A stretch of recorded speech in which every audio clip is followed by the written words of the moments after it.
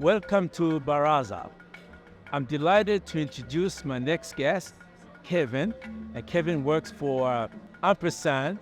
It's a Rwanda brand, and they're making motorcycle that will be used as public transportation as moto-taxi. Really excited to see this product.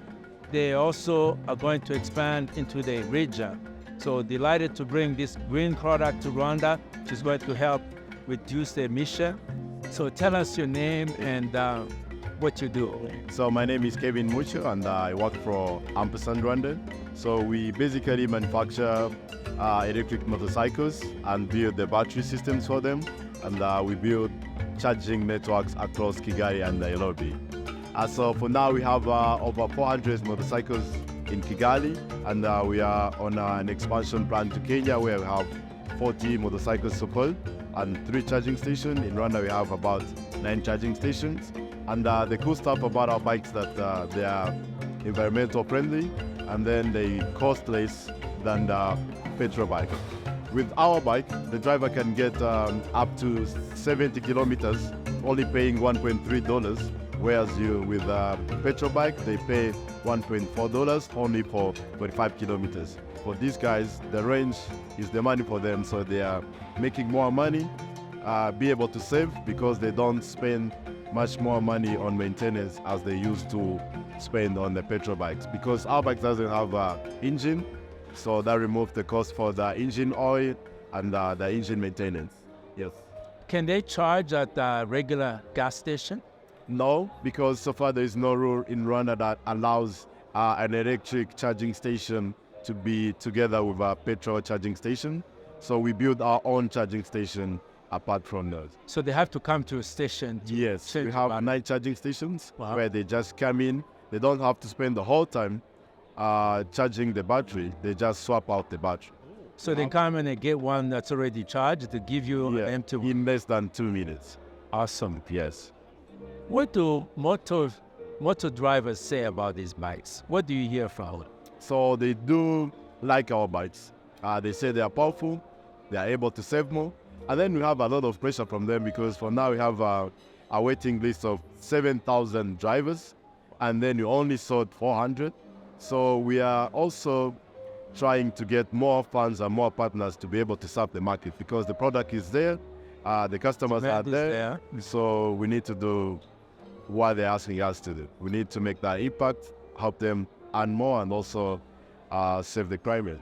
So they're manufactured locally? Yes, they are fully assembled here in Rwanda. How many people do you employ in your factory? So in Rwanda we have about 150 staff so far, and 45 in Nairobi. And that doesn't include the number of customers, because also the customers do count them as green jobs created.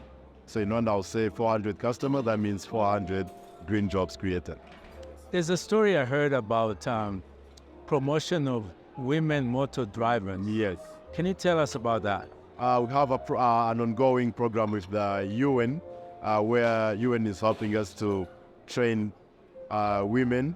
They are paying for their fees to go on driving school. So after they get the driving license, UN is partnering with Ampersand to give them motorcycles, because the product have proven to help people earn more and save. Also, we're better if we involve women to also benefit from that. Has it been difficult to get women to get on board? No, they are there already. So they also have this eagerness to get the driving license as quick as possible. So they are ready to join this. How many women are currently motor drivers? In Kigali, there are very few. There are less than 15. But we want to encourage them. The only thing they need is encouragement, and also to help them to go to the driving school and also get the driving license. Yeah. Can you tell us the story of pollution and how this is really bad for Kigali? What do you see? Yes. Just a quick example. In Kigali, over 55% of, if I get that right, of all the automobiles, yes, they are motorcycles. And also they contribute to the air pollution in Kigali, where the one motorcycle on average emit 2.5 tons of carbon every year. So every electric bike we put on the road, we save 2.5 tons of CO2 emission per year. So the Rwandan government is really interested in reducing the emission, and also we are here to help them do that because it's a serious issue and there is possible and benefitable solution for that issue. Really great that you're making them here, and there's a possibility to expand into the East Africa community. Yes. What are the countries in EAC that uses moto-taxis besides Rwanda? So Kenya has the biggest population.